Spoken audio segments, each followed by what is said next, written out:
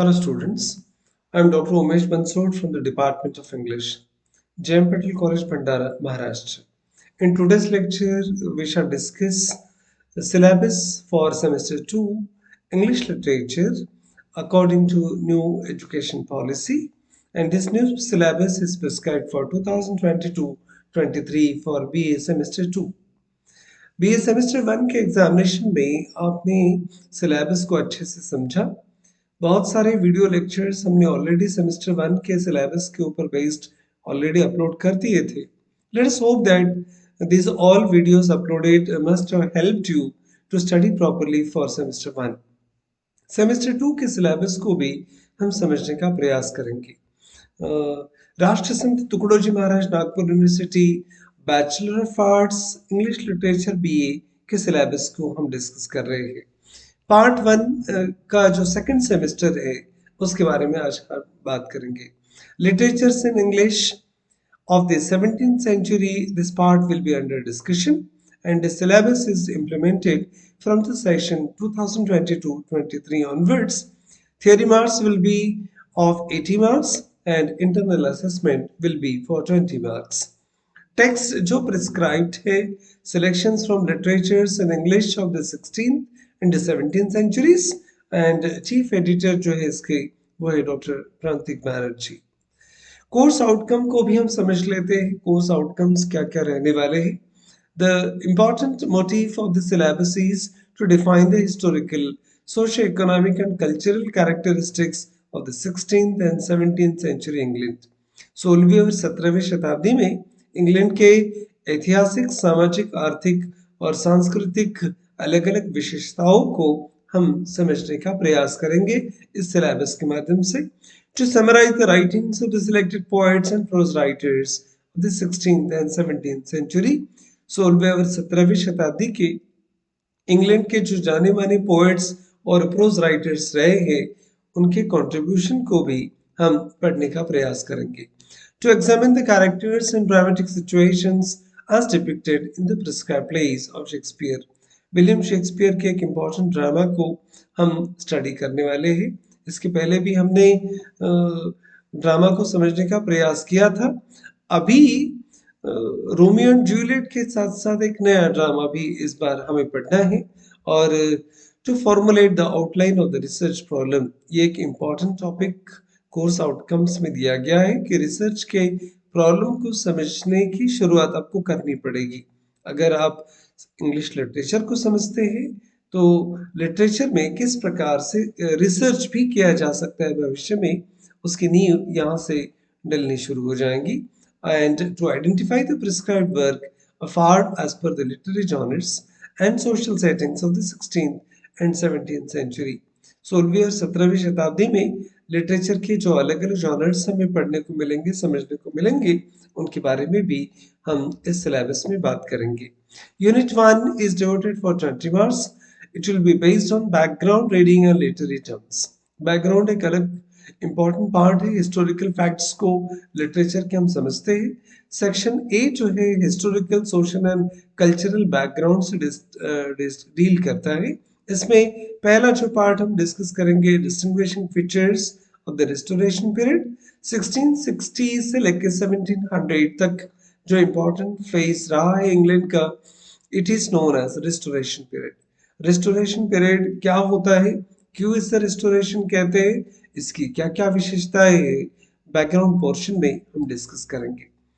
Second important point होगा closure of the theatres and the collapse of the drama.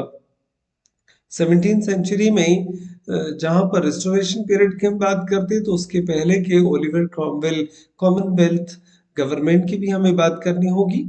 Charles first का किस प्रकार से बिहेडिंग होता है इंग्लैंड में, और चार्ल्स फर्स्ट की हत्या के बाद में ओलिवर क्रॉमवेल कैसे सत्ता में आते हैं और उनके बाद में चार्ल्स सेकंड का रेस्टोरेशन कैसे होता है, पर ओलिवर क्रॉमवेल के गवर्नमेंट के दौरान किस प्रकार से थिएटर्स इंग्लैंड में बंद कर दिए गए थे, उस ऐतिहासिक घटनाओं को भी हम समझने का प्रयास करेंगे और इसका परिणाम जो हुआ कि ड्रामा कैसे धराशायी हो गया उसे भी हम समझने का प्रयास करेंगे।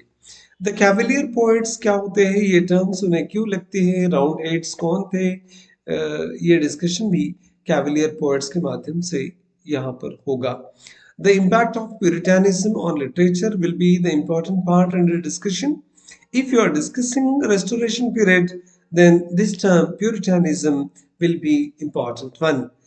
प्यूरिटन्स कौन थे, प्यूरिटानिज्म क्या है, किस प्रकार से लिटरेचर के ऊपर प्यूरिटन्स का इन्फ्लुएंस रहा है रिस्टोरेशन पीरियड में, ये कुल मिलाकर बैकग्राउंड का इम्पोर्टेंट पार्ट होगा. और जॉन ड्राइडन जैसे इम्पोर्टेंट सटायरिस्ट को यहाँ हम समझेंगे. द राइज ऑफ सटायर के माध्यम से जॉन ड्राइडन और अलेक्जेंडर पोप ये इंग्लिश लिटरेचर के जाने माने टॉप मोस्ट सटायरिस्ट है. ड्राइडन का क्या कंट्रीब्यूशन रहा है प्रोस राइटिंग में, हम समझने का प्रयास करेंगे. सेक्शन बी जो है वो लिटरेरी टर्म्स को डिवोटेड होगा. सेक्शन बी में आपको iambic pentameter, conceit, allegory, blank verse, heroic couplet, comedy of manners और पैराडॉक्स, इन सारी संकल्पनाओं को समझना पड़ेगा. आयम्बिक पेंटामीटर को समझना यहाँ जरूरी है. जब तक आप आयम्बिक पेंटामीटर नहीं समझेंगे, ब्लैंक वर्स क्या होता है, हीरोइक कपलेट किसे कहते हैं, फ्री वर्स किसे कहते हैं, आप समझ नहीं पाएंगे. इसलिए यूनिट फर्स्ट में ये सारी चीजें इंपॉर्टेंट हो जाती है. Unit second also is for 20 marks. It will be based on poetry section. A valediction of forbidden morning, John Donne की मेटाफिजिकल पोएम को हम पढ़ेंगे. John Donne was an English poet, scholar, soldier and secretary, and he is considered the pioneer of the metaphysical poets. Metaphysical poetry में जब भी हम discussion करेंगे तो जॉन डन का नाम सबसे अग्रणी रूप से आता है. तो अ वैलेडिक्शन फॉरबिडन मॉर्निंग के माध्यम से जॉन डन की स्टाइल को भी हम समझेंगे. दूसरा इंपॉर्टेंट पोएम है द पुल्ली, जॉर्ज हर्बर्ट की कहानी है. Again George Herbert is a metaphysical poet. He was an English poet, orator and priest of the Church of England, and his poetry is associated with the writings of the metaphysical poets, and he is recognized as one of the foremost British devotional lyricists. तो the pulley Bible पर आधारित एक कविता है. इस image को भी हम समझने का प्रयास करेंगे. तो इस कॉइम मिस्ट्रेस एंड्रयू मार्वेल की पोएम है. Again Andrew marvel also is a metaphysical poet and English poet whose political reputation overshadowed that of his poetry until the 20th century. He is now considered to be one of the most and the best important metaphysical poets. On is blind ने John Milton की poem है. दोनों आंखें गंवाने के बावजूद भी, अपना साइट गंवाने के बावजूद भी जॉन मिल्टन ने किस प्रकार से पैराडाइज लॉस्ट, पैराडाइज रिगेन देखा, हम बैकग्राउंड पोर्शन में जानने का प्रयास करेंगे. पर ऑन हिज ब्लाइंडनेस ये एक ऑटोबायोग्राफिकल पोएम है जॉन मिल्टन का. And John Milton was an English poet and intellectual. His 1667 epic poem Paradise Lost, written in blank verse and including over 10 chapters, was written in the time of immense religious flux and political upheaval. Oliver Cromwell government के formation में John Milton का important role रहता है. तो John Milton कुल मिलाकर एक important poet है 16वीं-17वीं शताब्दी के. हम समझेंगे उनके कंट्रीब्यूशन को भी. The author to her book Annie Bradstreet की पोएम है. Annie Bradstreet was the most prominent of early English poets of North America and first writer in England's North American colonies to be published. She is the first Puritan figure in American literature and notable for her large corpus of poetry as well as the personal writings published posthumously. मरणोपरांत उनके जो साहित्य प्रकाशित हुए, Puritan writer के रूप में America में सबसे इम्पोर्टेंट नाम है एनी ब्रैडस्ट्रीट का. The author to her book, इस पोएम के माध्यम से उन्हें भी समझेंगे. To the virgins to make much of time, Robert Herrick की पोएम है. Robert Herrick was the 17th century English lyric poet and Anglican cleric. He is best known for his Hesperides, a book of poems, and this includes the carved poem to the Virgin to make much of time, with the first line gather a rusbirds while a May. एक अलग किस्म की poem के लिए Robert Herrick जाने जाते हैं. Literature में हम उसे भी समझने का प्रयास करेंगे। यूनिट थर्ड जो है वो इम्पोर्टेंट पार्ट है। बैकग्राउंड पोर्शन में हिस्टोरिकल बैकग्राउंड को समझेंगे, पोएट्री सेक्शन में हम अलग अलग पोएट्स को समझेंगे, और यूनिट थर्ड जो है वो इम्पोर्टेंट यूनिट होने वाला है। 20 मार्क्स के लिए आप नॉवेल पढ़ेंगे इस बार, ये नॉन डिटेल स्टडी के लिए है। जोनाथन स्विफ्ट का सबसे फेमस नॉवेल गलिवर्स ट्रैवल है, बहुत सारे मूवीज भी इस पर बन चुके हैं। तो मैकमिलन का एब्रिज्ड एडिशन जो है सेक्शन 1, उसे हम डिस्कस करेंगे।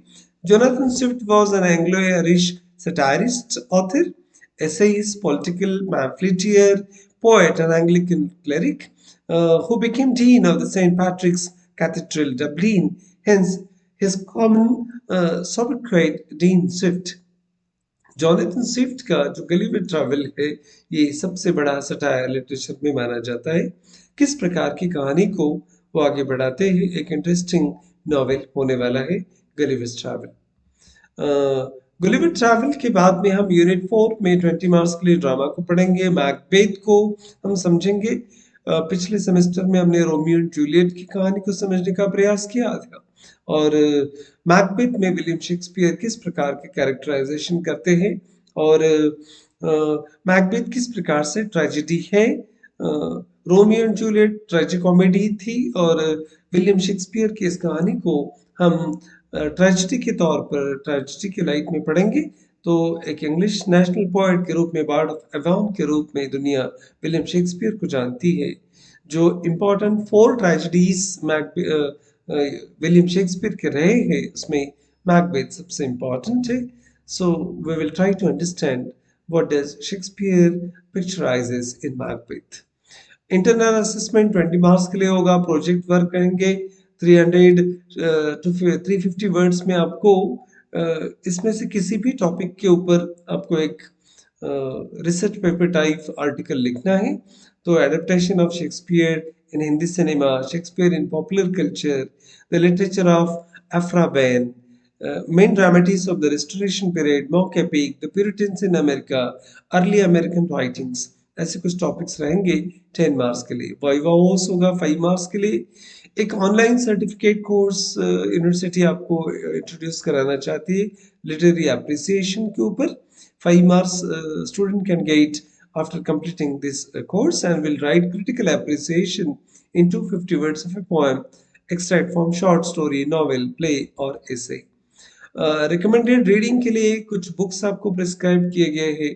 अ background to the study of English literature, B Prasad का बुक है, इंग्लिश पोएट्री है, बी आर मलिक का an introduction to English novel है, एडवर्ड केटल का द इंग्लिश नॉवेल है, Allen Penguin Books India Limited का, और English drama restoration in 18th century 1660-1789 by Richard B Davis, Routledge का publication है। तो कुल मिलाकर इस अलग अलग राइटिंग्स को आपको समझना है। क्वेश्चन पेपर पैटर्न हमें थोड़ा बहुत तो पता चलने लगा है। सेमेस्टर 1 के सिलेबस को पढ़ने के बाद में आपने जिस प्रकार से एग्जामिनेशन दी है, तो थोड़ा बहुत अंदाजा आपको आ गया कि लिटरेचर के क्वेश्चन पेपर को किस प्रकार से अटेम्प्ट करना है और आंसर्स किस प्रकार से लिखने हैं। कंपल्सरी इंग्लिश से थोड़ा अलग अप्रोच होता है लिटरेचर का, एक अलग मैच्योरिटी की अपेक्षा आपसे की जाती है राइटिंग के बारे में, लैंग्वेज के बारे में। तो थोड़ा बहुत सीरियसनेस आपको समझ में आ गया होगा। 3 शॉर्ट आंसर क्वेश्चंस रहेंगे। Question number 1 A B 75 words में लिखना है। 3 क्वेश्चंस 5-5 मार्क्स के होंगे, तो 15 मार्क्स का बैकग्राउंड का पोर्शन, और एमसीक्यूज जैसे कुछ क्वेश्चंस होंगे, वेरी शॉर्ट आंसर क्वेश्चन।